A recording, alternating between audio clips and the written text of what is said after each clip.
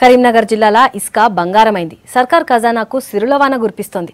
కొత్తగా ఇసుక పాలసీ తెచ్చిన కానుంచి ప్రభుత్వ ఖజానాకు పైసల వరద పారుతుంది. దీంతోని ఖనిజాభివృద్ధి సంస్థకు ఆమ్దాని పెరిగింది. కరీంనగర్ జిల్లాల ఇసుక పైసల వాన కురిపిస్తుంది. ఇసుక పాలసీ తెచ్చిన కాడ నుంచి సర్కార్ ఖజానాకు పైసల వరద పారుతుంది.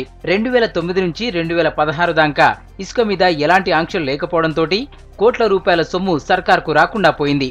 దీంతోని కొత్త ఇసుక పాలసీ తెచ్చింది సర్కార్. అప్పట్లా ఇసుక రీచ్లను వేలం పాటల అమ్మేటోళ్లు.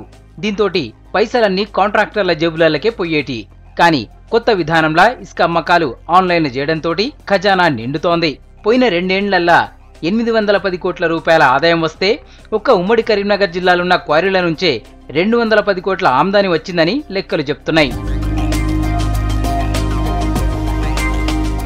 పాత కరీంనగర్ జిల్లాల 4 ఇసుక రీచ్లు ఉన్నాయి. కరీంనగర్ జిల్లాలున్న తిమ్మాపూర్ మండలం, కొత్తపల్లి, ఖాజీపూర్లల్లా 2 ఇసుక క్వారీలుంటే రాజన్న సిరిసిల్ల జిల్లాలోని కొదురుపాక, కొడిమ్యాలలా ఇంకో 2 రీచ్లున్నాయి.